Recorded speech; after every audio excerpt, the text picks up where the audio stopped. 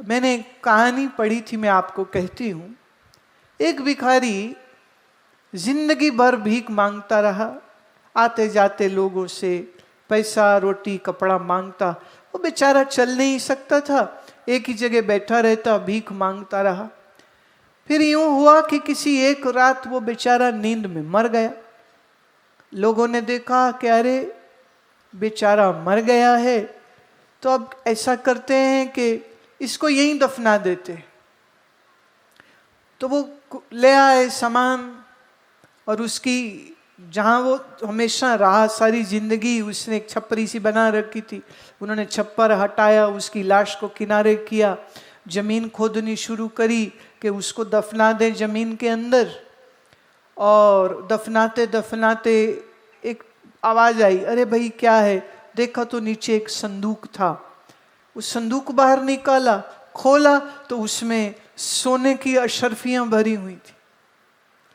सब लोग बोले हद हो गई, खजाने के ऊपर बैठ के पागल सारी जिंदगी भीख मांगता रहा, लोगों के फेंके हुए टुकड़े खाता था, जलील होता था। और ये भीख मांगने वाला अगर जानता कि वो तो इतने बड़े खजाने के ऊपर बैठा, अगर जान लेता तो उसकी गरीबी खत्म हो जाती, उसे भीख नहीं मांगनी पड़ती।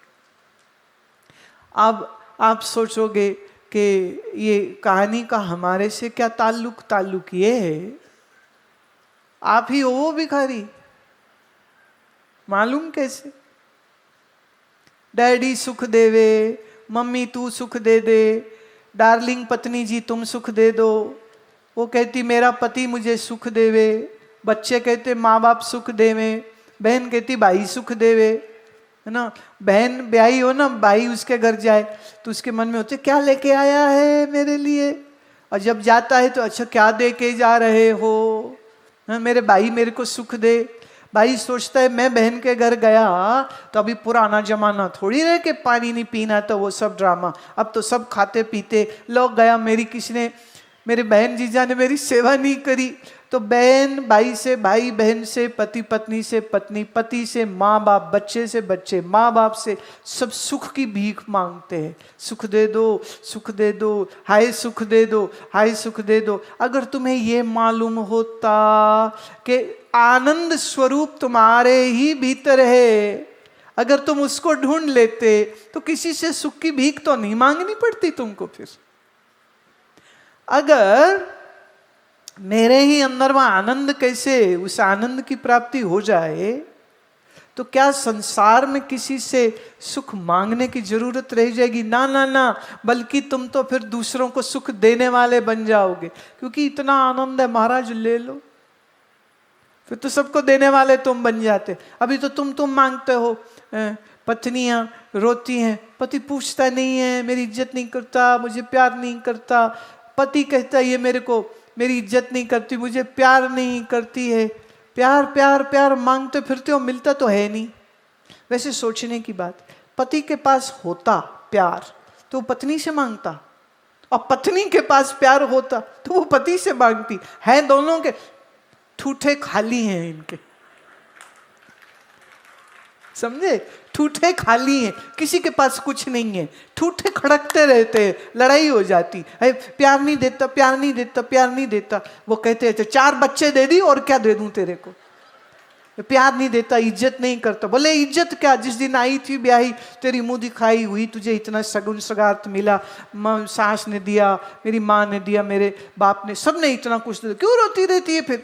पर तो मैंने देखा है लोगों के मन से ना ये स्यापा जाता नहीं, हाय मुझे कोई प्यार ही नहीं करता, हाय मेरी कोई इज्जत ही नहीं करता। अब सोच के देखो, अगर ज्ञान प्राप्ति की होती, ज्ञान से मेरे ही भीतर आनंद स्वरूप परमात्मा कैसे ये समझा होता, ज्ञान से आनंद की प्राप्ति हो जाती, तो तुम किसी से सुख की कामना नहीं करते, बल्कि तुम दूसरों को भी आनंद देने वाले बन जाते, क्योंकि तुम आनंद में लबालब भरे हो।